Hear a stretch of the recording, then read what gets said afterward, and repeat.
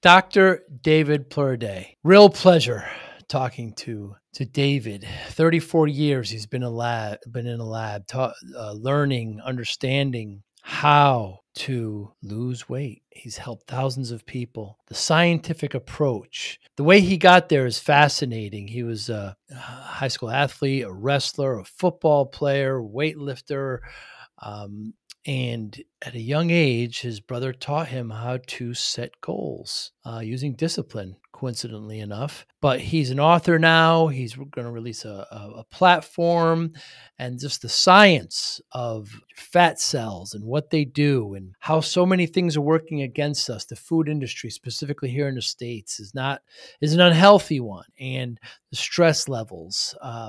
But his approach to weight loss in the complete scientific direction, but he still likes the 12-step program, addiction being solved in 12 steps. It's a wonderful, it's a wonderful comparison between the two. And he's a spiritual man as well.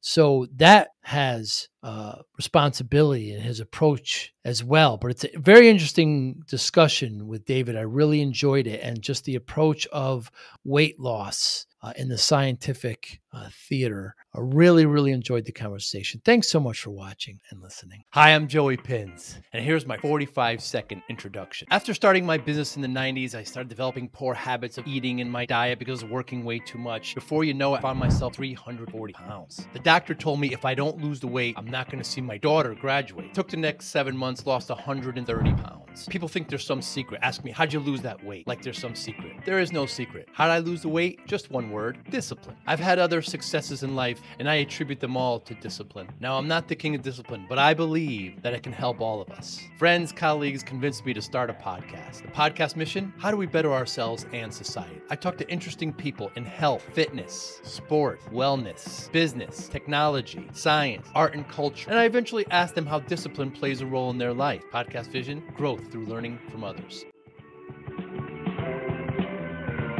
Time to Dr.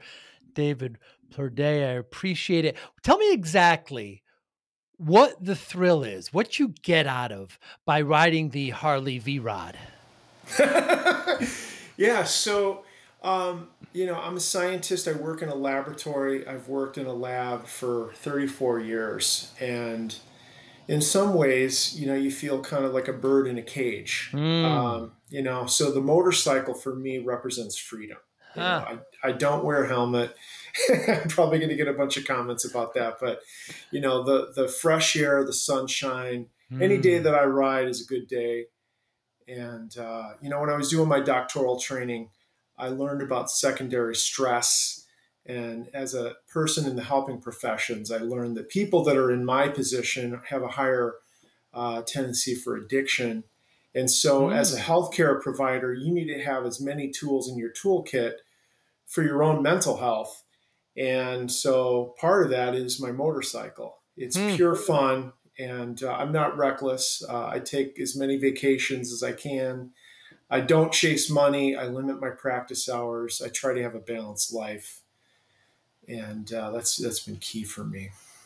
In this fast-paced MSP landscape, how do you stay ahead? Introducing MSPinfluencer.com, your ultimate hub for MSP news, insights, and community connection, powered by Forza Dash. More than 75,000 MSPs subscribe to our MSP Influencer Pulse weekly newsletter, staying informed and ahead of industry trends. Tune in to emerging podcasts from Joey Pinz and leading MSP voices, offering essential tips, powerful insights, and success stories. Explore our multi-authored blogs, crafted specifically for MSP leaders, delivering fresh perspectives and actionable strategies. Celebrate excellence with the industry-leading Forza Dash MSP Influencer Awards, recognizing innovation, leadership, and impact in the MSP community.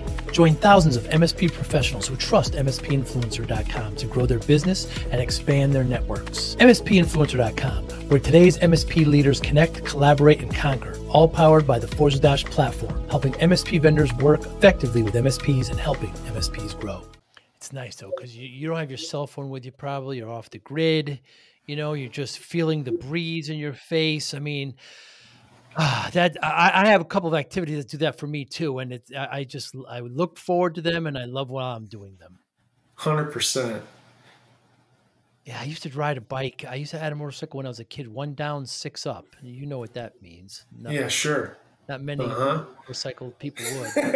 Uh, Right. but and I loved it. The biggest problem, of course, David, is not us. It's the freaking other people that don't see That's us, right. right? That's the Yeah, problem. absolutely.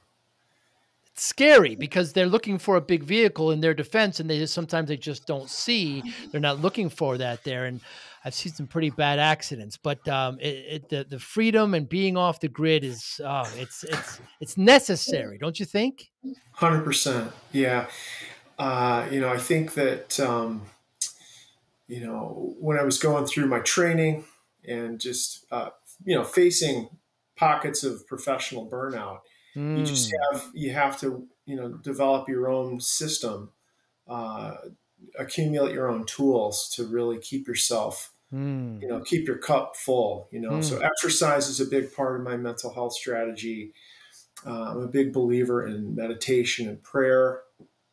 mm. I read the Bible. Uh, you know, these are just things that help me keep my sanity, frankly. Yeah, And so yeah, it's important for people to have that. What's the difference between meditation and prayer? yeah. So when I say meditation, a lot of times what it means is just contemplating the Bible. I'll listen Mm, to an audio version of the Bible. My mm, favorite version of the Bible is the NIV. It's Everyday English, and it's dramatized and orchestrated. So they have voice actors for the main mm. characters, and it's orchestrated with sound effects. So the whole story comes alive.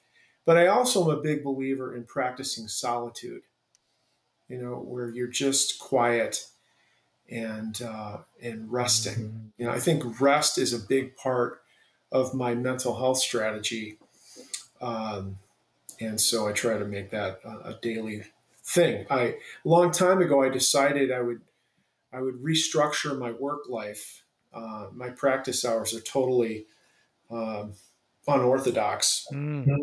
Noon to about 6:30. My Hmm. mornings are dedicated to prayer, meditation, exercise, Wow. spending quality time with the family.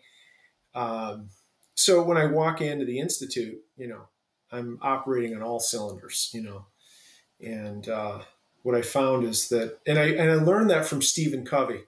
Hmm. His book, The Seven Habits of Highly Yeah, Effective People. Habit seven is sharpen the saw. So I that book changed my life forever. did it. Yeah, absolutely. And what role does spirituality play in your life? Yeah. So my brother inspired me on Hmm. so many different levels. We were raised Catholic, and I always believed in God. But my brother became a born again Christian when I was in junior high school, Hmm. and I remember when he came home one day, he was transformed. I mean, he was my brother physically, but I mean, his whole countenance changed, and it was like a Holy Spirit bomb went off in our family, and he just exuded love. And he was always a great brother, uh, uh, but something was profoundly different. It affected everybody in our family. Wow. My dad grew up during the Depression, and people growing up during the Depression really lived and faced with scarcity, Yeah. and of course, a lot of people coming out of that generation didn't have a lot of touchy feely sort of aspects to their personality. But my brother cracked through that, and my dad completely transformed. But my faith is my foundation. I was uh, finishing up my undergraduate experience and fully expected I was going to go to seminary afterwards. I was Hmm. leading two college ministries, InterVarsity Christian Fellowship and Fellowship of Christian Athletes. And right around my junior year of college, I had a spiritual awakening where I really felt God was calling me to a life of science. Hmm. And so after I graduated, not long after, I matriculated into a PhD program where I could get doctoral credentials in more than one field, a feat that practically killed me, I'll tell you. Only Hmm. half joking on that. But yeah, so I've come full circle. So my career as a clinician, as a scientist, really is a ministry to help people. Wow. Yeah. Tell me about this spiritual event that took place that made this pivot, this made this change. Yeah. So my story, I was a competitive athlete. I was a three-time state champion, competitive power lifter, set state records. My coach was world champion.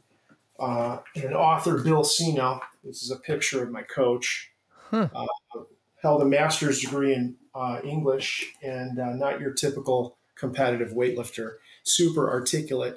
But all my peers were world champions. I was expected to be a world champion and fully expected that as my path. But I had a problem that nobody knew about, profound exercise induced hypoglycemia, low blood Oh. sugar. And it was so severe. And keep in mind, I'd been lifting for years. It's kind of all I ever knew. My blood sugar was so unstable from the extremeness of my training that it affected my vision to the point where I could barely read. And, I charmed my teachers all the way through high school.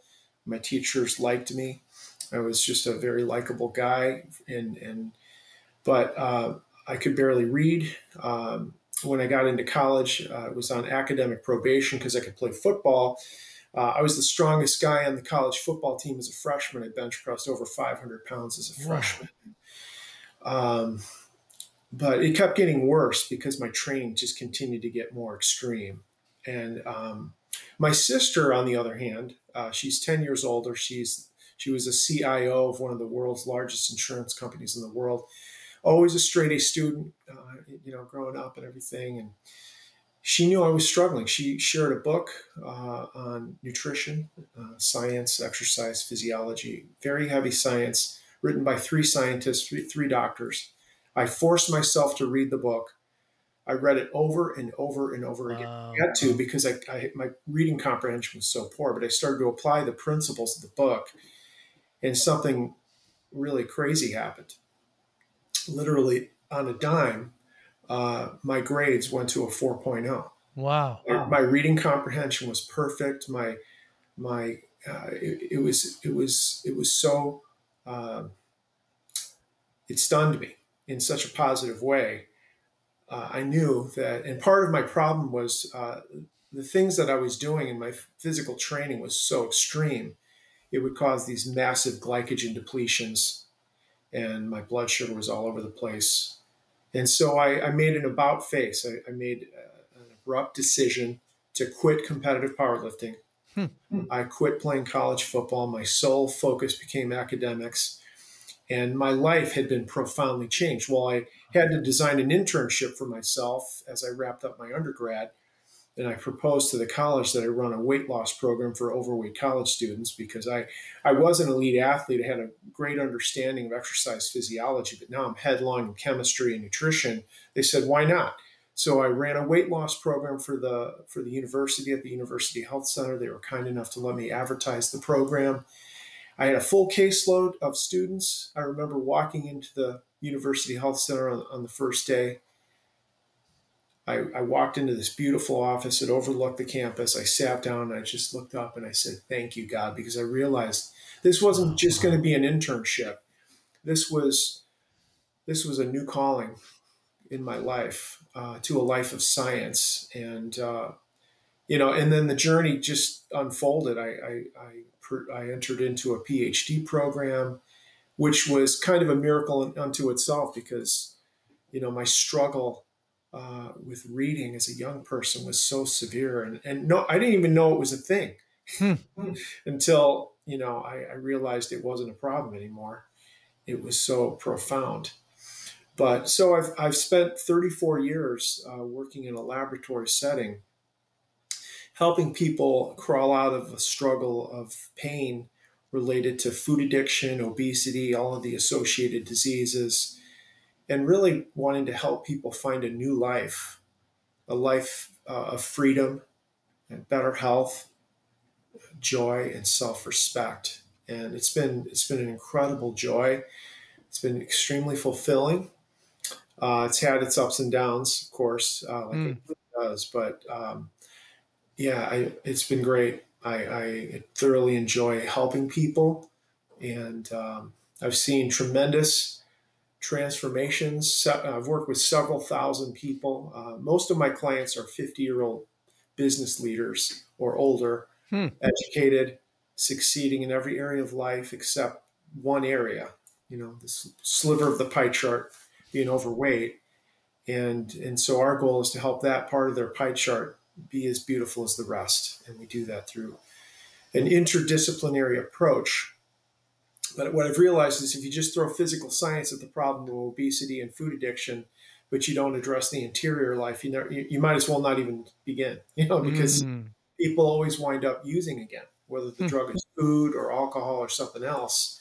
We go back to using if we don't find equilibrium, which I, define as peace and joy and gratitude. Mm.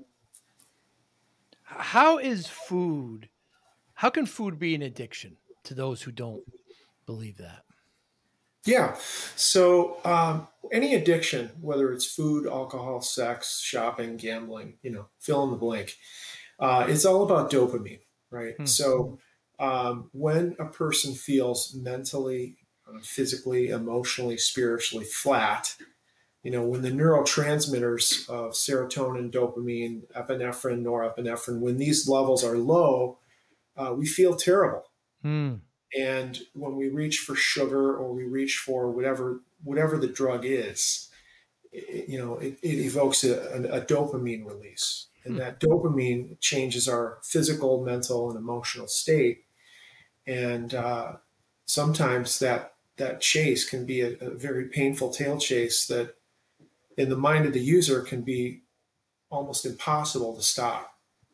So, along the way, very early in my career, my first experience with addiction as a clinician happened in 1994, 1995 with a lady named Melinda, and that was a life changing story. But the point is that whatever the addiction is, food, sex, alcohol, shopping, blah blah blah. What it is it's we're chasing dopamine, we're chasing serotonin, Hmm. we're chasing epinephrine, we're chasing norepinephrine. We want to change our state. And so, what I teach people is how to escape those unhealthy patterns, um, understand the physiology of it, but also the inner workings of how does reworking your interior life, how does that come to play? Hmm. And frankly, that's the part of my career that's been most meaningful. I teach the I teach the 12 steps of Alcoholics Anonymous for those that need it, Hmm. um, and the biblical foundations of the 12 steps. And it's fascinating. And I've had many friends who are sober.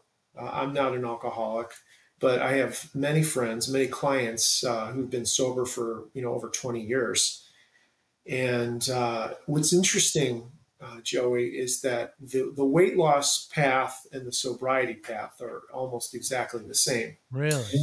Yeah, yeah. And so, you know, um, the mysteries of the 12 steps, I've got a problem I can't fix. That's step one. Step two is came to believe that a power greater than myself could restore me to sanity. That's step two. Hmm. Step three is I made a decision to surrender my will and my life to the care of God.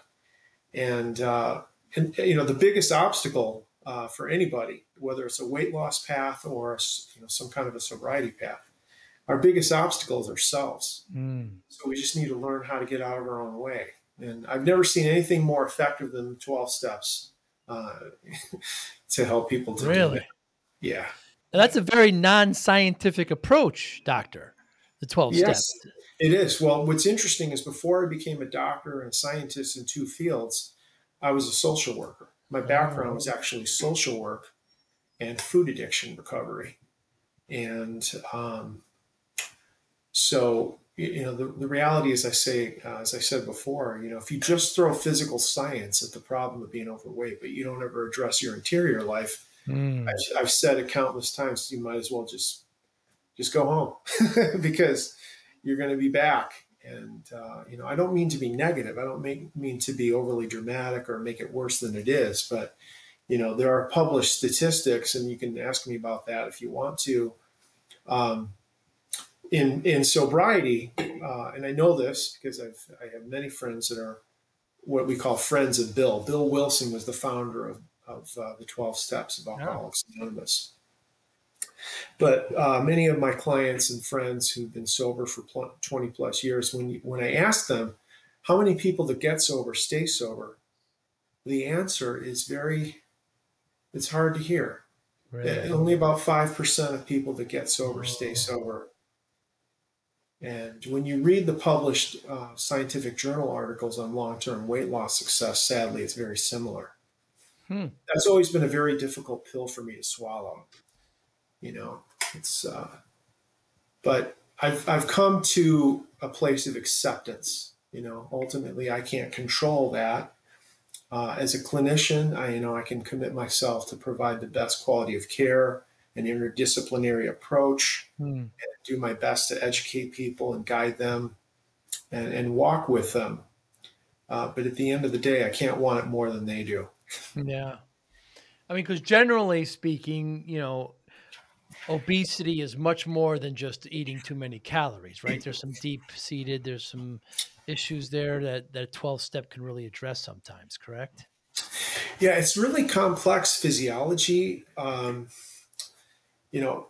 story at Plourde, the hero of our story, is typically 50 years old. Hmm. He or she is very educated. They usually run a business, own a business. They're typically married with kids, and they're living a great life. There's this one area of their life that's not right. They're Mm. overweight. They struggled their whole life, and it's not because they haven't tried. They've worked with a trainer. They've tried several diet books. They've uh, tried a lot of different things, and to no avail. And somehow they land at the Plourde Institute, and I take them by the hand through our interdisciplinary science-based approach, and it helps them to get on track. But when you look at the stories of the thousands of people that I've evaluated, many of these people had normal body fat at the baseline of physical maturation. So when they were 16-ish as a female or 18-ish as a male, they had normal body fat. So normal body fat for an adult male is 15% of the total weight, right? For a female, Hmm. normal body fat's about 20% of the total weight. So um, it's I don't know how deep you want to go into this, but when you measure body fat, and we have a full laboratory to do this, a glob of fat I have in my lab. It's about this big. It's yellow. It's ugly, and it's 5 pounds of fat. But whatever a person's body fat weight is, it's just the weight of all their fat cells. And if you extract fat cells from a person at the baseline of physical maturity, 18 for a male-ish, 18-ish, 16-ish for a female, the person's physically mature and has normal body fat, never been overweight. If you extract fat cells from a person at that age, normal fat cells weigh about 7/10 of a microgram, which is a metric unit of weight. And most people don't have any frame of reference, so I'm going to give you one. This is a 1 liter bottle of water. 1 liter bottle of water weighs exactly 2.2 pounds, which happens to be exactly a kilogram or a kilo. Kilograms. Yeah. A normal fat cell is ready for this? It's a billionth of a kilo. Wow. A liter bottle of water weighs 1 kilo.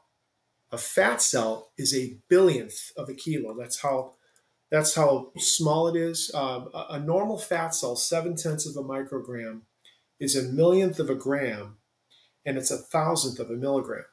Wow. Fat cells are very small, but a normal fat cell weighs 7/10 of a microgram. This has been measured.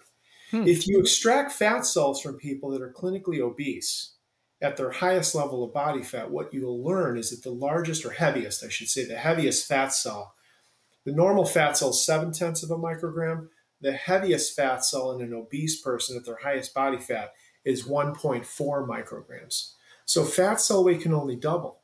Hmm.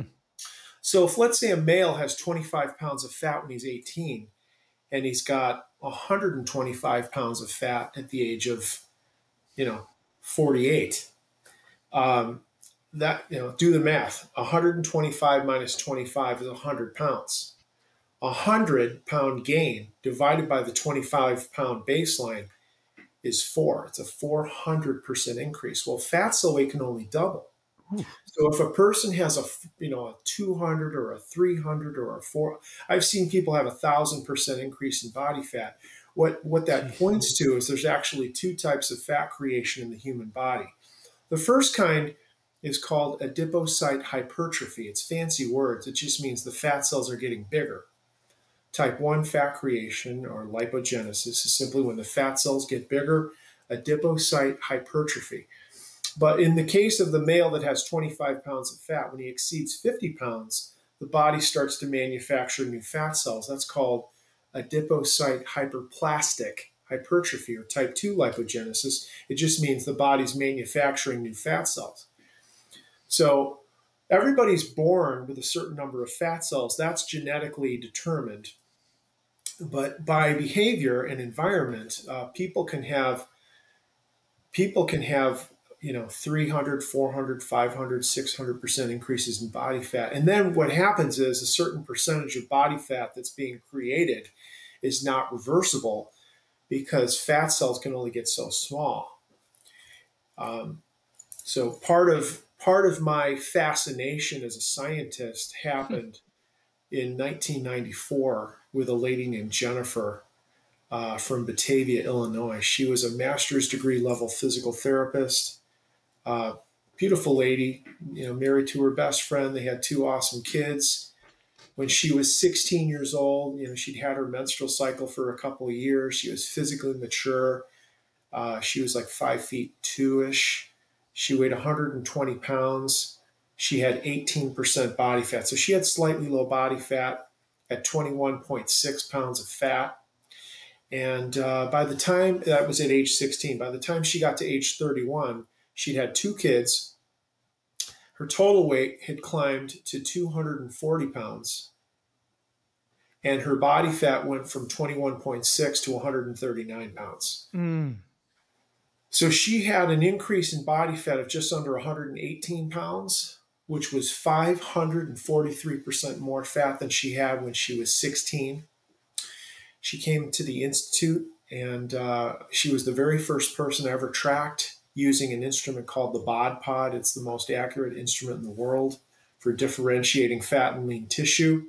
I was the first person in the world to acquire it back in 1994. But something very strange happened. She went from 139 pounds of fat to about 70 pounds in about 6 months.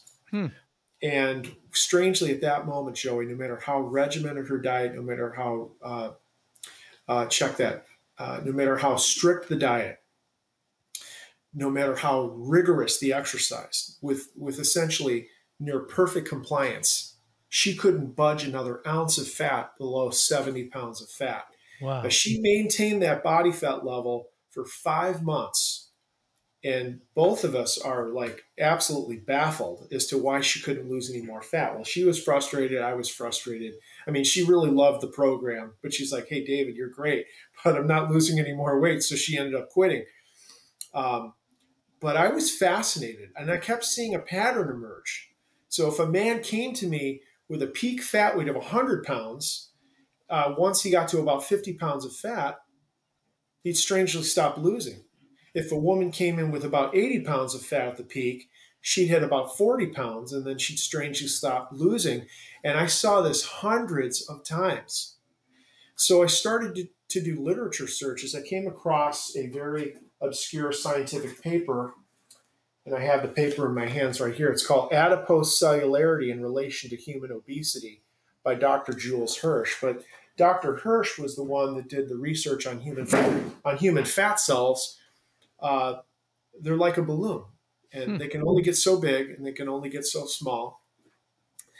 But after seeing this happen with Jennifer from 1994 to 1995, and then reading what Dr. Hirsch had published, that fat cells at the peak are 1.4 and normal fat cells are half at 0.7, the lights went on. Because what I realized had happened, what I theorized, I should say, with Jennifer, is that her fat cells were at 1.4 micrograms when she was at 139 pounds of fat. And when she got down to 70 pounds of fat, her fat cells were cut in half. And at that point, my theory was the brain and the body was systemically defending that low level fat cell weight and protecting the body from going below a level or a threshold that the brain would perceive as safe and metabolically stable. But I'd have to test that. So that was when I entered into the PhD program to really pursue this scientifically. And so what happened was I attracted a team of scientists from all over the country in nutrition, in neuroscience, exercise physiology, statistics, and so it was a great team of people. But I took 308 subjects. They were all obese adults, divided them into 3 trials, and the goal was to figure out, what was the mechanism for a fat weight loss plateau, and what would be the lowest body fat weight loss the brain would allow for without any perception or threat to what we call metabolic homeostasis. Hmm. And with the help of this team of scientists, I was able to do that.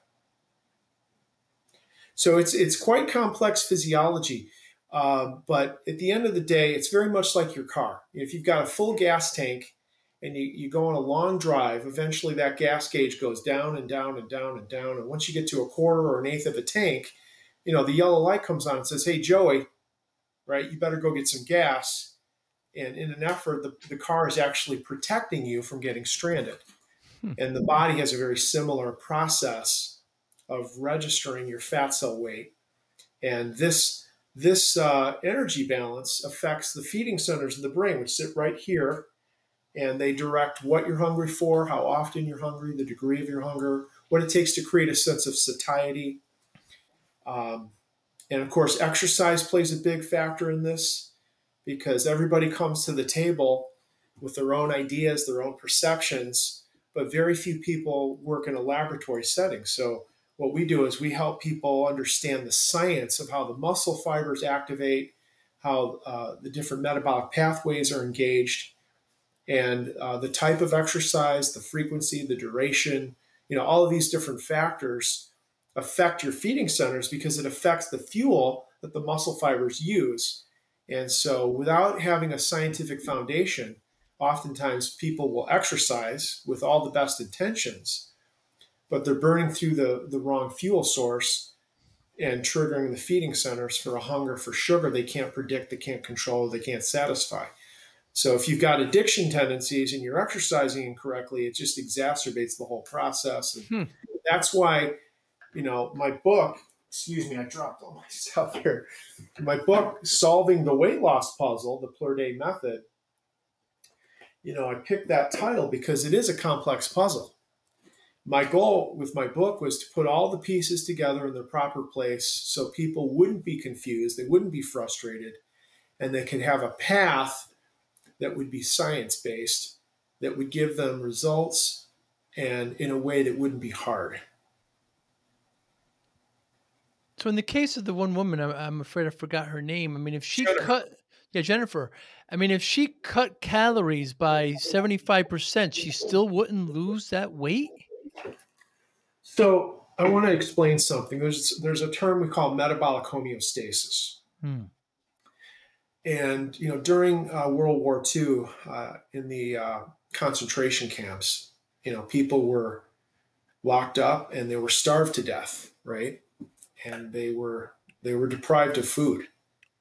And when people deprive themselves of food, no judgment here. I'm just saying, scientifically speaking, there are 3 metabolic pathways the body can operate in. The first one is the body can use fat as a fuel source. The fat comes from your fat cells. And fuel can be used in the cell in a process called cellular respiration. And the metabolic pathway that fat is utilized in is called oxidative phosphorylation. It's fancy words. It just means that the cells can run on fat as fuel, but oxygen has to be present. Now, this is a metabolic pathway that occurs under normal conditions when you're eating. Another metabolic pathway is called anaerobic glycolysis, and this simply is when the body uses sugar or glucose as a fuel source. And anaerobic means without air. So without oxygen, without air, the body will run on sugar at the cell level. And these metabolic pathways occur when a person's eating. They're normal, okay? But there's another pathway that the body can engage in if we are depriving in a severe calorie deficit, such as fasting. It's called gluconeogenesis. It's fancy words, but all it means is the body can take proteins from your muscles and your organs and use them in cellular respiration. I bring this up with Auschwitz and people because you see pictures of people that were starved to death and they were just skin and bones. Their muscles had been completely utilized as fuel, and even the organs can be converted to fuel. So it's a very destructive metabolic pathway. So if a person decides to withhold themselves from eating, volitionally or, whatever, the bottom line is that about at least a third of weight loss under those conditions comes from valuable muscle and organ tissue. So what I'm saying is this, we help people lose fat. And I wanted to know, at what point does the brain perceive a threat from fat cell weight going too low? And the short answer is that if you're following the most up-to-date principles, and keep in mind that I include 34 years of laboratory experience in my book, the brain will allow about a 70% reduction in fat cell weight without a perceived threat. And the reason for that is the method keeps the body and the brain perceiving complete, steady metabolic homeostasis. So extreme periods between eating, that will cause disruptions in metabolic homeostasis. Extreme high exertion of exercise will cause major disruptions in metabolic homeostasis. So the approach, if it's scientifically grounded and contributes to metabolic homeostasis, the brain doesn't feel threatened, and it will allow fat cells to go lower and lower and lower. And I was involved in 7-day-a-week doctor-patient interaction with a team of scientists tracking 308 subjects amongst 3 human trials, and it was incredibly stressful. I had to answer to an institutional review board. This is a group of people, it's a group of scientists that essentially you can't fart without asking for permission. I mean, it's super stressful, high accountability.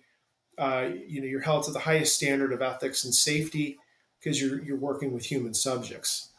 But I would do it all over again because the things that I've seen over my 34-year career, I'm a scientist. I know I'm supposed to be stoic. I've seen things that border on the miraculous. Really? And it's been incredible. It's very gratifying for me professionally to see people's lives transform. And if you're 30 years old and you lose 20 or 30 pounds of fat, that's one thing. But most of my clients are 50, 60, 70. These are overweight executives, leaders in every field. You never expect, like just this year, I had a CEO of a 4th generation company lose 130 pounds of fat. He's 70 years old. He was a shot putter in high school, always the biggest guy on the team, played tackle. But at 70, he weighs 30 pounds less than when he was a senior in high school. And he has less body fat now than he's ever had. Wow. And what's happened is incredibly breathtaking. He's feeling joyful, and he's living his best life. Nobody expects a 70-year-old to lose over 100 pounds of fat, and that's the cool thing that I get to see. 50, 60, it's not that I don't work with people under the age of 50. Don't get me wrong, I do. But that's been my demographic for many years. Hey, Joey Pinz here. Want to take your podcast experience to the next level? I'm excited to invite you to become a YouTube member. It's the absolute best way to support the channel and enhance your connection. Join our amazing community and unlock the incredible perks, custom loyalty badges, exclusive emojis, and priority comment replies. Your voice will always stand out. Be the first to watch new videos with early access, receive special membership shoutouts, and get exclusive behind-the-scenes photos and updates. Dive into content available only to our members, special videos, deep dives, and insider perspectives. Engage directly with me. Suggest podcast topics you want to hear, and even get personalized video shoutouts. Hit the join button right now and become part of something special. Let's build this amazing community together. I can't wait to welcome you as a new member. Join the Joey Pinz family today. Here's the thing, you don't see many 70-year-olds that are 130 pounds overweight either. So that's kudos to him.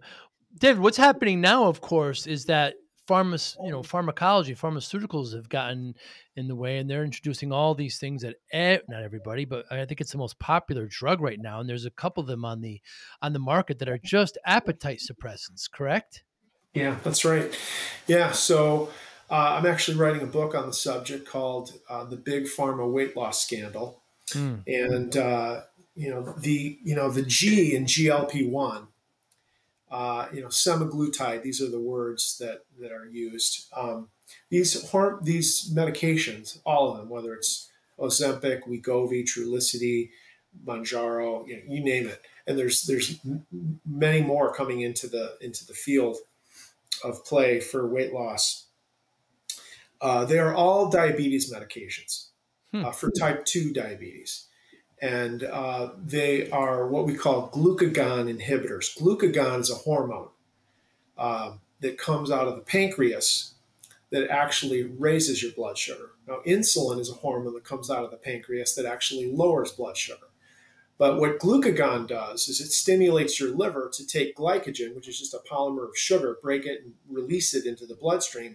So glucagon raises your blood sugar by causing the liver to release sugar into the bloodstream.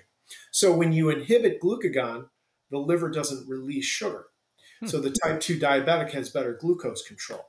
But the side effect of the glucagon inhibitors is it slows peristalsis. That's fancy words for it slows the movement of the digestive system from the top to the bottom. So what happens is when we eat something, whatever it is, it will sit in the stomach for prolonged periods. And when food sits in your stomach, we call that gastric distension. The stomach is full. There's a nerve in the stomach called the vagus nerve, and the vagus nerve is attached to ultimately your satiety center. So if the stomach is full, the satisfaction center comes on and says, Joey, you're satisfied, right? So when food sits for very long periods in the stomach, satiety periods last for much longer periods. People can eat almost nothing and feel no hunger. So as a result, they are in a massive calorie deficit. What happens is the body then operates in that metabolic pathway we talked about, gluconeogenesis. There's going to be weight loss, but about a third of the weight loss comes from muscle, and about 70% of the weight comes from fat. And this is confirmed in the published papers. In fact, there are cases where people can lose up to 40% of their lean mass, which is terrible. But there are other cases where it's not so much. So, but the point is that that's the mechanism of action. We're in a calorie deficit. The body's going to utilize fat, but about a third of the fuel is going to come from proteins. And that's why when people use these drugs, they feel flabby. They don't feel lean and fit, and it's just part of the physiology of the mechanism of action for the drug. But the other thing that's quite troubling is that the whole idea of slowing peristalsis, the movements of the digestive system. For some people, this translates to stomach paralysis. It can translate to a bowel obstruction and a bowel perforation, which can be sepsis and potential death. One of the big problems with these drugs is gallbladder problems, gallstones, and problems with the pancreas, pancreatitis or inflammation of the pancreas. And that's because, again, the entire digestive system slows. So let me give you an example of what I mean. If you eat something that's basically fat, whether it's butter or olive oil or avocado or something that's essentially high in fat, the liver manufactures bile salt. Now, bile salt helps you to chemically digest fat. So if you don't eat any fat, you don't get any bile. If you eat a lot of fat, the liver manufactures a lot of bile. The bile salt will travel to the gallbladder, which is just a little pouch, and it releases the bile salt into the small intestine at a pace consistent with how much fat you eat. Okay, so let's say the whole digestive system is slowed to a screeching halt. Bile salts that stay in the gallbladder for long periods form clusters called stones, gallstones. And if the gallstone is too big, it won't slide through the sphincter. You can have a gallbladder attack. Now, if that Mm. gallstone manages to sneak through the sphincter, go down the bile duct, um, there's a section where the pancreas releases digestive enzymes and the gallbladder releases bile salt, and it meets at this thing called the common duct. So if the gallstone gets stuck in the common duct, all the digestive enzymes from the pancreas back up into the pancreas, and this causes pancreatitis, Oh, which can be very serious. Just as gallstones and a gallbladder attack can be life threatening if you get an infection, because ultimately that can lead to sepsis, and it's alarming. So to summarize, 13% of people that start these drugs have to stop because their gastrointestinal symptoms are so severe. Up mm. to 40% of the weight loss can come from muscle. Usually, about a third of the weight loss will come from muscle, and that is going to cause a person to feel flabby. And third, let's imagine you take this drug, whatever the drug you choose, but they're all glucagon inhibitors, and you're not a type 2 diabetic. A lot of these drugs have been approved for weight loss, right? And you're not a type 2 diabetic. At some point, you're going to have to peel off the medication. Well, what happens is the feeding centers, which sit right here in the brain, come back because that alleviation of hunger, it nullifies hunger, that goes away. Hunger Mm. comes back in a way that can't be predicted, controlled, or satisfied. And it horrifies people because they went from I have complete control, I don't feel hunger, to I can't stop eating. I had a lady go through my program many years ago. She was quite successful. We lost track. She gained her weight back. It happens. She went on one of these weight loss drugs, and she lost 92 pounds of fat. Whoa. She had to stop taking it. She couldn't afford it. And she gained all of her weight back. But the hunger, the boomerang hunger, is quite alarming to people. Really? Yeah, because they feel completely out of control. And again, it is a biohack, right? Because the feeding centers are nullified. But if you don't stay on that drug, the hunger will come back raging. And that's the thing. When you watch the commercials, you see the overweight woman, very pretty lady, say, I'm losing the weight and keeping it off, right? At that exact Right. second, in the lower left hand corner, it says, in general, people gain all their weight back after they stop the drug. So Yeah. it's quite a manipulative advertisement to say, I'm losing the weight and keeping it off. But if you're not a type 2 diabetic and you can't rationalize staying on a pharmaceutical drug for the rest of your life, be forewarned, because it's very scary to people.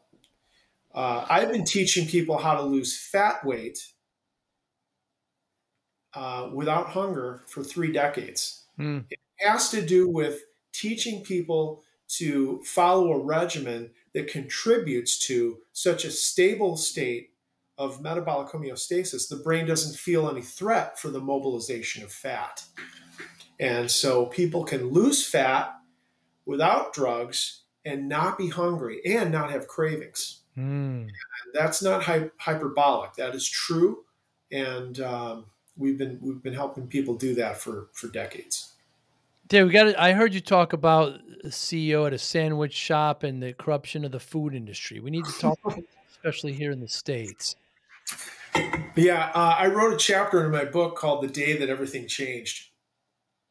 I was working with a CEO named Vince. He was the CEO of a huge residential construction company. He was 66 years old. He was I think he was like 5'6" or 5'7". The weight of his muscles and bones was 135 pounds, and he had 125 pounds of fat. Oh my goodness. And anyway, we had a great rapport. He was loving the program, having a great experience, and his expertise was sales and marketing. So one day I asked him, "Hey, I'm like, hey, could I take you out for lunch? I'd love to pick your brain about sales and marketing." He's like, "Sure." So I took him out high end because he's Mr. VIP, right? No, we went to a local sandwich shop. It's a national franchise, and so we're in line at this sandwich shop, and he follows the teacher, right? I'm having a salad with spinach, some chicken breast, a little bit of cheese, cucumber, and some oil and vinegar. He does exactly as I do. We sit down, and I'm asking him questions, and he's throwing me these pearls, right? And I'm a copious note taker, so I'm writing everything down. We have a great time. And after our meeting, we go back to the institute. We're in the lab, and we've got him hooked up to the metabolic measurement equipment. And so when people follow our program, the primary fuel source in cellular work is fat, you know. And he was hooked up. I had a complete record of everything he'd eaten, every morsel of food, every ounce of fluid, every aspect of his eating and drinking behavior. It was spot on.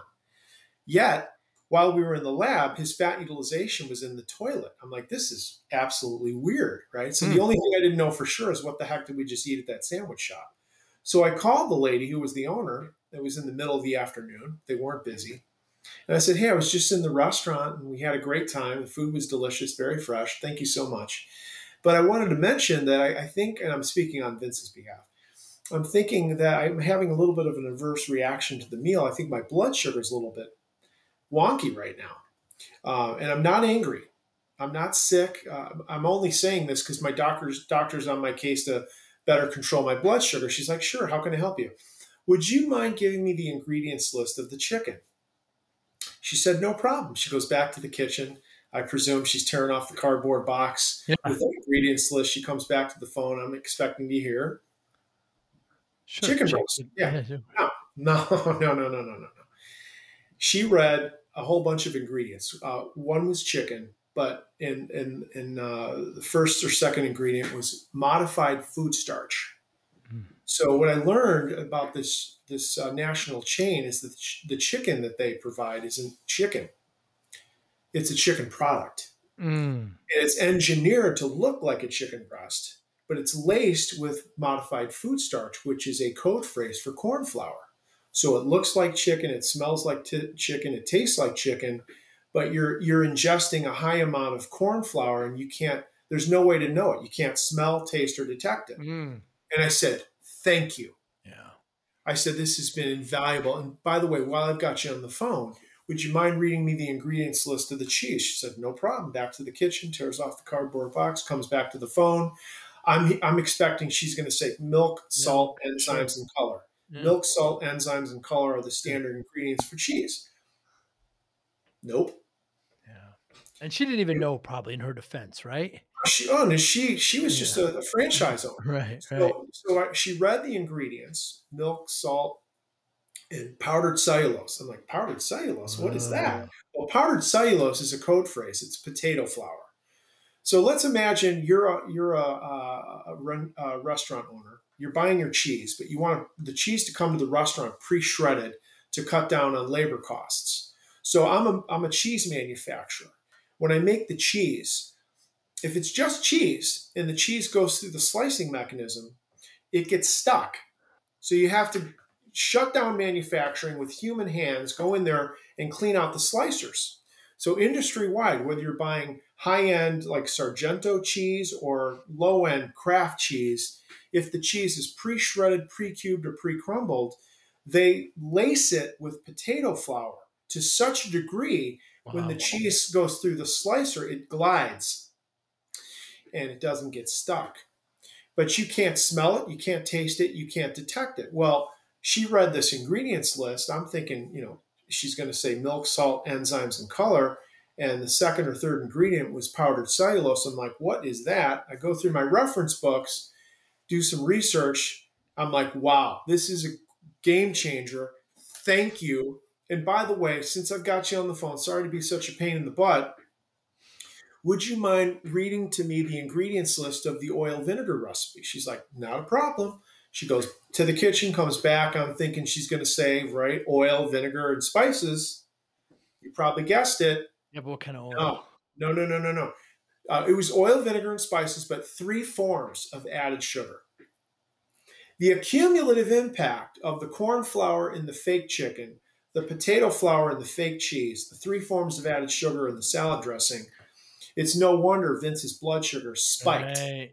His body surged insulin, and it affected the mechanism at the cell level, the fat cell level. It's an enzyme Amazing. called hormone sensitive lipase. And in a profound suppression, the fat cells would not allow the degradation or the mobilization of fat. So as a result, the body defaults to utilizing glucose. And this was the day the lights went on for me. It was the day that everything changed because I started looking for patterns. If people were eating deli meats, even if you were buying a high-end deli meat, like say a Sure. boar's Boar's head or head. something, Yeah. right? It doesn't matter. They all have dextrose. They all have corn flour.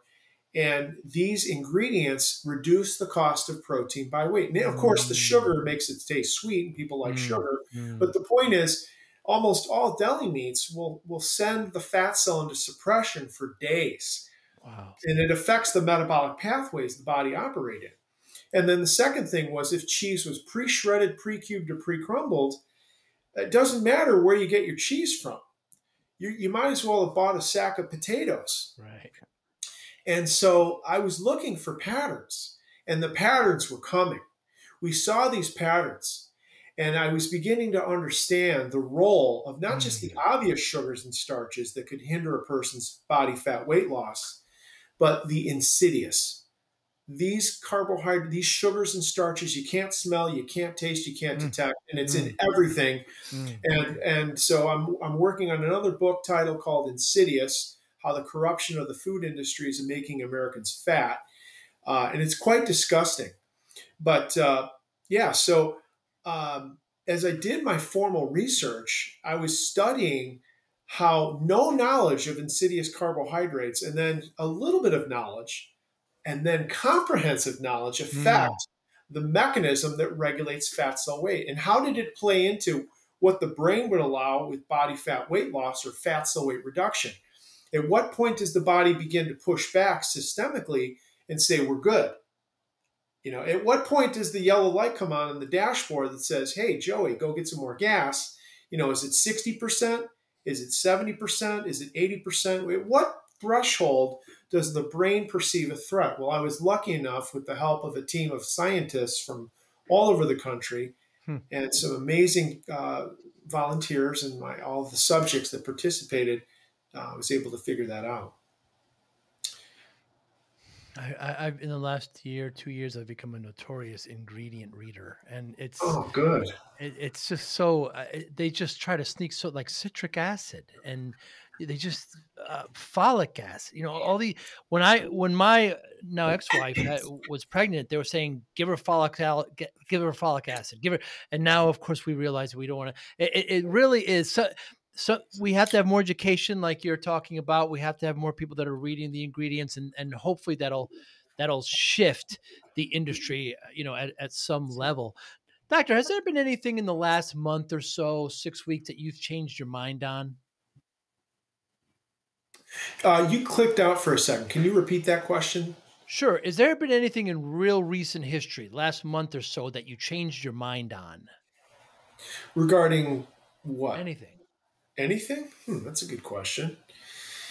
Anything? Huh. Let me think about that. It's interesting. I'm a clinician. Uh, I've battled professional burnout. You do something as long as I have, and Mm, you can feel a little burnt. But I'm also a follower of Christ, yes. and I was taking a look at the passage from Proverbs that says, "Without a vision, the people perish." Hmm. you know. And without a vision, we lose our focus, we lose our motivation, we lose our sense of meaning. And it's really helped me to refocus on what is the future for me, and the future of how I want to bring value to the world. You know, for the last 34 years, I've worked in a laboratory, and it's been a great career, but I definitely feel like I'm being called out of the laboratory, um, to be an author, to be a speaker. I just started a new company. It's a technology company called the Plourde Method, and the vision of the Plourde Method was to mimic, replicate the boutique experience of our private clients without the boutique price. And so I went on to develop a curriculum, and it's predicated upon the book. It's called the Plourde Method, which is our interdisciplinary approach. But our goal is to impact the world. I've helped several thousand people change their lives, transform their lives. It's been incredibly meaningful, very gratifying. I've had a great career in every way you can imagine. But, my wife and I have felt for quite some time really a moral obligation to bring the method to the world. I've done pro bono work in my life. I've done, millions of dollars of pro bono work over the course of my career. It's been probably the happiest part of my career is giving. I love to give. But as one clinician, you can only help so many people. But as an author, and through our platform, we can help people in almost a limitless fashion. And so that's what I've decided to do is focus my resources on taking this methodology to everyone. It's called the Plourde Method. The course is something I'm really proud of. We've partnered with some incredible companies, a video production company, Anomaly Video, and an IT company, and many others. And it was an idea in 2023. And I remember the day, September 12th, 2023. People had been telling me for years, you really should write a book. And I tried several times. I'd hired a writing coach, fantastic guy, Michael Levin. He's written several best-selling, New York Times best-selling books. He's just a fantastic guy. And he told me everything I needed to know. And the first thing he said is, David, don't be stingy. Be generous with your readers. And I remember, I'm like, because my most valuable asset is intellectual property and trade secrets across multiple fields of science. And I'm thinking, oh, wow, that's painful. You really want me to give all this stuff away? I wasn't ready. I was too insecure. And so in September 12th of 2023, I woke up and I really felt like God had said, you know what? It's time. I want you to write your book, and nothing's going to happen until you write it. So you might as well go ahead and write it. And so I took that as permission, take my foot off the gas at the Institute. My daughter is our successor. She's an exercise scientist and super smart, super endearing, and much prettier than me. And she does a great job. And so for a year and a half, I focused on writing my book, in many cases, several hours a day. I wrote every day for about a year and a half. Whole publishing team around me, fantastic people, and the book became a reality. I tried several times to write my book, and every time I tried, I just got writer's block, and frankly, it was exhaustion. My caseload's been so heavy for so long, I never had the psychological or emotional gas. And on September 12th, I felt like I had permission to just focus on the book. Well, once the book was written, I published it. We had our book release party in November of 2024. The book's available on Amazon, Solving the Weight Loss Puzzle. But what we did was we said, let's take that book, convert it into a course, and with the best animation to help people understand these very complex physiological realities in a way that's easy to understand. And with tools These are the best tools. This is the best work. I've never worked harder on anything in my entire life. Hmm. Writing my doctoral dissertation was a snap compared to this. Really? Yeah, because you're writing to a bunch of science geeks. All they want to know is the Right. data, right? But when Right. you write a book for the public, you want to give value, you want to give information, but you also need to entertain. And it's a different animal. And I had a lot of fun doing it. But this new company, the Plourde Method, is a platform for everyone, and we're so excited. It's not been without challenge. When you've done something a certain way your whole life, you get comfortable, right? But the truth is, in life, you talk about discipline on your show. We got to step out of our comfort zone. You can't stay in your comfort zone. You've got to constantly be stretching if you want to go to a different level. And it's been hard, I'll tell you, but I'm thankful. I do it all over again. We're about to go live with this new platform, and I'm very excited about it. We have beta testers. Our first beta tester was a lady from Australia. She's really an amazing woman, but she struggled with her weight her entire life, and so she had a very high clinical need, and she had a lot of psychological and emotional pain, and as a result, she was super receptive and ready for change. So she checked all the boxes, and so she was our first beta tester. She lost 25 pounds of fat in the first month. The whole process was delivered to her through the platform, and we did test her in the lab to make sure the data was accurate. But the point is that people would always ask me, "How do you scale this?" I mean, there's only one you, and I'm like, "Wow, that's a great question. I have no idea." But the answer is leveraging technology. That's right.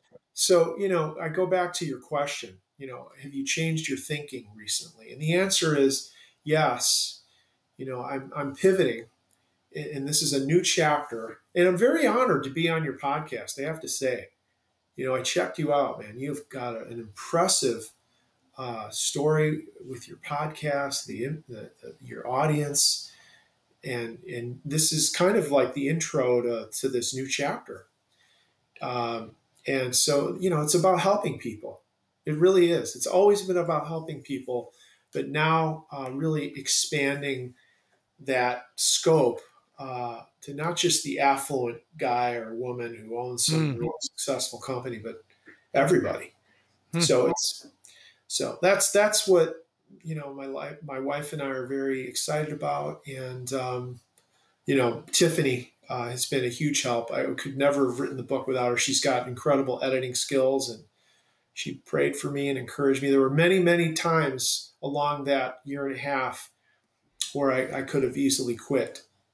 And she encouraged me. She kept me, she was praying for me. And I'm so thankful for her. And it is a team effort. All of our partners, my daughter Sophia is a huge help to this new company. We brought in investors for the first time in my life, and we want to impact the world. It's comforting to hear gratitude. It's nice. So I started my company in the 90s, David, and I was in my 20s, and I was working way too hard, 14, 16-hour days. You're no stranger to that. And Sure. you know, I've been an athlete all my life, still am, and was eating poorly, soda, too much pizza, etc. So I'm in front of the doctor, and she tells me I'm at 340 pounds. So I had no idea. I shouldn't say I had no idea. I knew I had gained weight because I needed bigger clothes, but I didn't think it was that bad. And your body's a wonderful machine; it just adapts. And Right. so she tells me if I don't lose this weight, I'm not going to see my daughter graduate. So my daughter was just born. And I'm driving home, punching the steering wheel, David. Right? So this is my pie hole. I did this. I can abuse myself all I want, but I have this family now and this little beautiful girl that somehow I've brought into this world. I am responsible for, and I am not going to let her go be without a father. So I spent the Right. next 6, 7 months, lost about 120 pounds, It's and kept it incredible. off. These are lifelong changes. I mean, you tell me much more than I can tell you. The diet is a very temporary thing. These are lifelong changes. People Mhm. look at it as like a finishing line. I lost the weight Yes. and now I can go. You can't look at it that way. So Right. when I tell people this, Mm. the quick question, what's your secret? What you do? And there's no secret. Mm. Discipline, right? I got Mm. motivation, routine, willpower, Mm. etc. How does discipline play a role in your life? That's a great question, and I'm going to start answering the question by this, and that is that in 34 years of practice, every successful weight loss experience I've ever monitored and tracked always began with a very high level of pain. Mm, Without pain, there's no psychological or emotional urgency for change. So when people mm, reach out to me as a clinician and ask me for help, the first thing that we do is we assess the person's pain level. And mm. if their pain level isn't to a high enough threshold, we won't even do an assessment.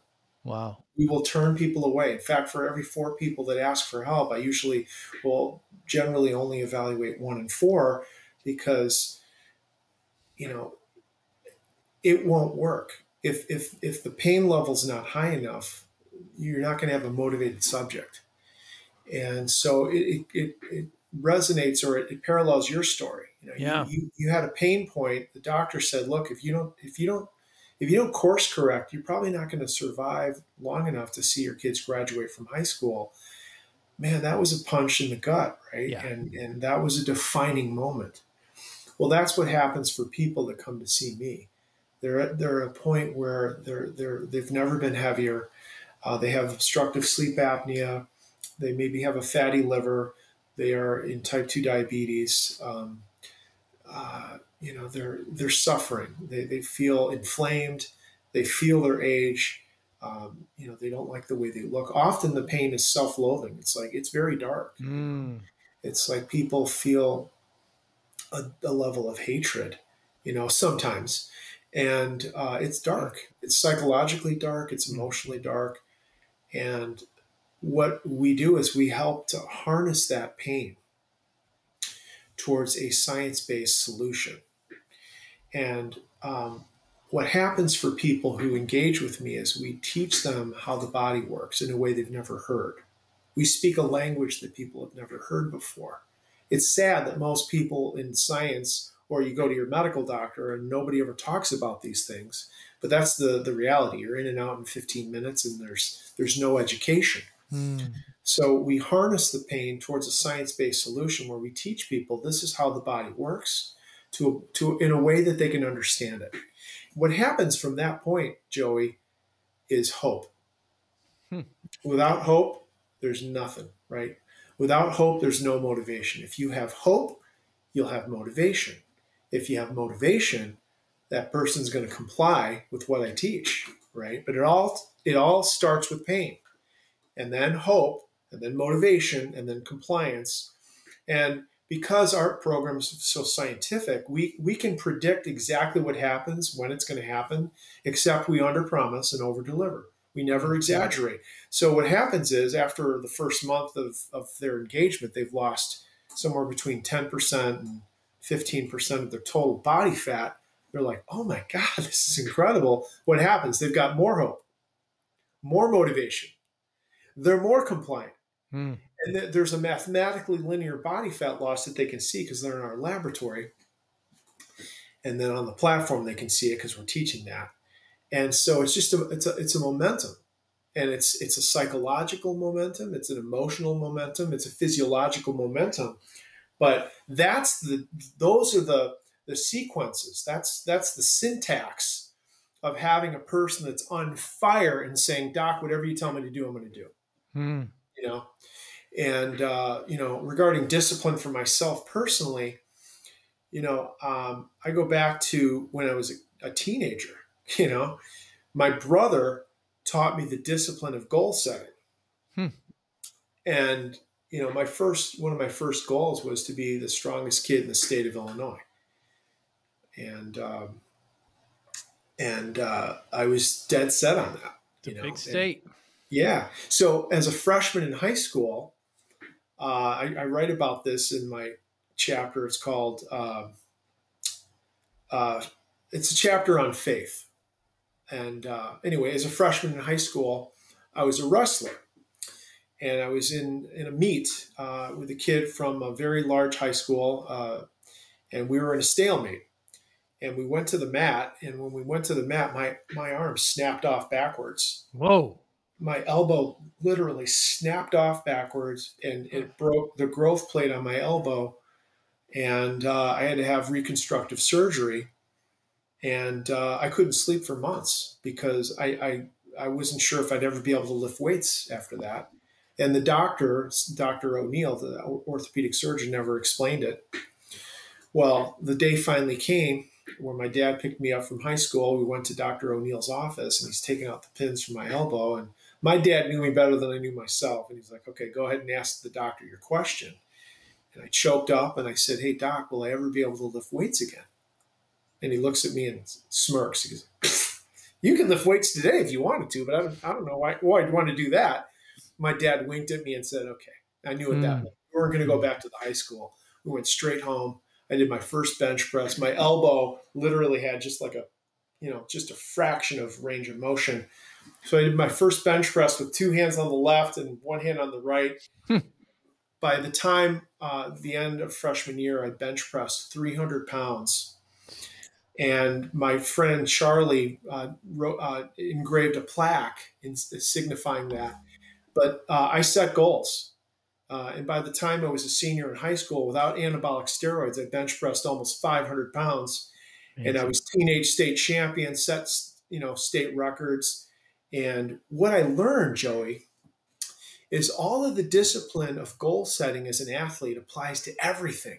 So when I realized what my true calling was, to be a doctor, to be a scientist in the field of science-based weight loss, I put all my powers to bear on this one thing: discipline. And it's my passion. And I found my sense of meaning to help people through science. And it's been a great journey. But I would say that those lessons my brother taught me about goal setting were game changers. My dad, we lived in a nice house in a very affluent community. We weren't rich or anything, but we had an unfinished basement. And we had a shower in the basement. And my dad put this huge chalkboard on the wall, on the concrete wall. And I would write my bench press goals on that huge chalkboard. And I remember my senior year, 4:05. And I would stand in front of that chalkboard first thing in the morning, because that was where we had our laundry room. I'd get ready for school down there. I would look at that number on the board and I would say, yes. And I'd do like a karate move. And and then before I go to sleep at night, I imagine myself bench pressing whatever that number was. And every week the number just went up and up and up and up. And I stumbled across a mystery, the power, not only of goal setting, but the power of faith. There's a verse in the Bible. It's a story. Jesus tells a man had a son who was possessed by a demon. He brought his son to the disciples to cast out the demon, and they couldn't do it. So he's like, well, I'm going to go to the man. I'm going to go to Jesus himself. So he brings his son to Jesus, and he's like, my son has been, tormented since he was little, and I brought him to your disciples. They couldn't cast out the demon. And Jesus says, oh, you perverse generation, how long will I put up with you? How long will I stay with you? Bring the boy to me. And so he casts out the demon with a word, right? And so the disciples come around Jesus a few minutes later and they're like, okay, what happened? Why couldn't we drive out the demon? And Jesus says, because you had so little faith. I tell you the truth. If you had faith as small as a mustard seed, you can say to this mountain, be uprooted and thrown into the sea, and it will obey you. The idea of faith, all you really need is a mustard seed of it, right? But Jesus teaches something, and a lot of people don't catch this. He says, if you have faith as small as a mustard seed, you would say. So when we have faith, we speak. We speak differently. We speak to the obstacle with authority, and the Mm. obstacle moves. I've had obstacles my whole life, insurmountable challenges. I could be on this video call with you for hours and tell you stories where I had an insurmountable object and I declared I was going to succeed in that overcoming. And all you need is a mustard seed, but it's activated by how you speak. Mm. And so I stumbled across that idea as a freshman in high school or as a high school student to declare success with my goal. And if you ask me a question and I say, yeah, or you ask me a question, I say, yes, completely two different Yeah. answers, right? Because when you say yes with all your emotional energy in your mind and you make a decision, right? Things happen. And that's discipline. It's the discipline of goal setting, and it's bringing faith to your goals in a way that's so real you can cut it with a butter knife. And so that's how I stumbled across faith and goal setting and discipline as a young person. What's interesting about that is when I went to college, I played college football. I didn't have that big chalkboard. I got out of Mm. the discipline of writing my goals down. I lost sight of it.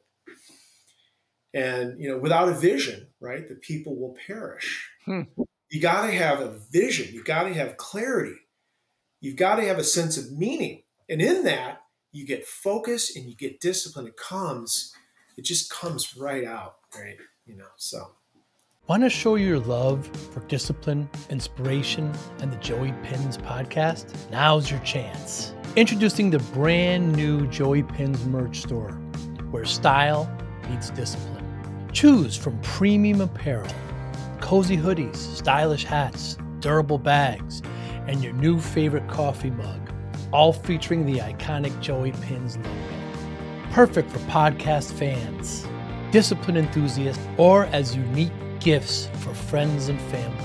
Every purchase supports the Joey Pinz Discipline Conversations podcast, helping us continue to inspire greatness and promote positive change. Visit joeypinz.com/store today and wear your discipline proudly. Joey Pinz merch. Wear it, share it, and live it. Yeah, it sure does. Well said. It's wonderful when you get it at such a young age like that, and it just stays with you. Your brother granted you a enormous gift with that. It's amazing. I've talked to many people, and I ask that same question, and I always get a different answer. There's never a wrong answer, but I just love hearing the different variations. I love what you're doing, doctor. Obesity, overweightness in this, especially here in the States, is a serious issue. We have so many things working against us: stress, the food industry.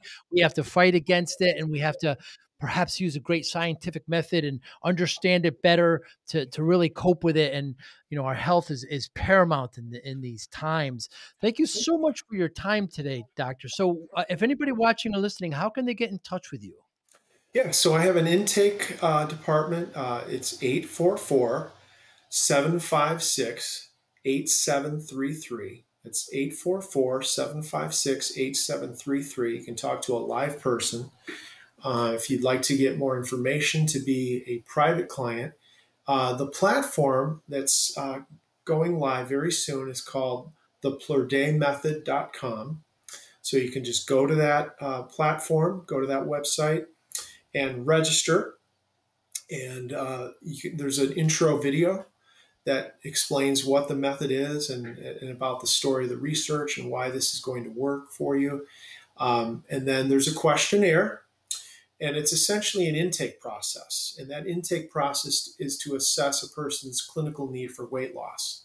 So the method, it wasn't developed for people in excellent physical condition or elite athletes. It was really developed for overweight, middle-aged men and women who struggle with their weight. And it's not a vegan diet.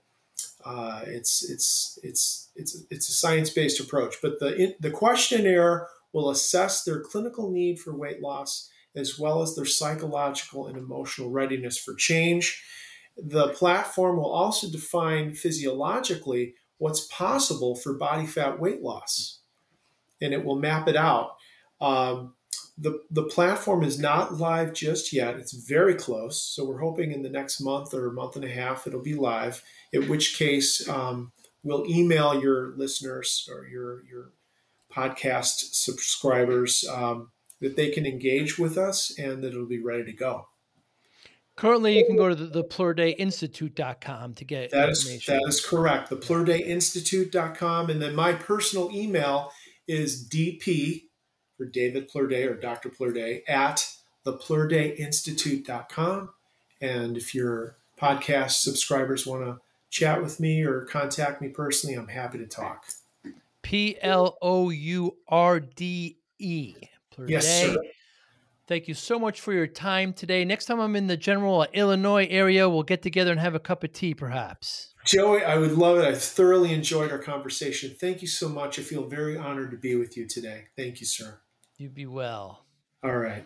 Thank you for listening and or viewing Joey Pinz Discipline Conversations. Please share this episode with one or two of your friends who you think may benefit from the episode.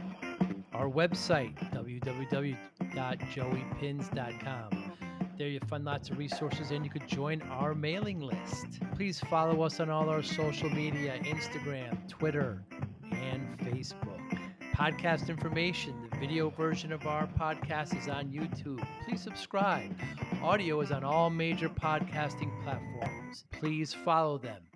And if you like it, please consider giving 5-star rating. Would really appreciate that. Thank you again for listening or watching Joey Pinz Discipline Conversations.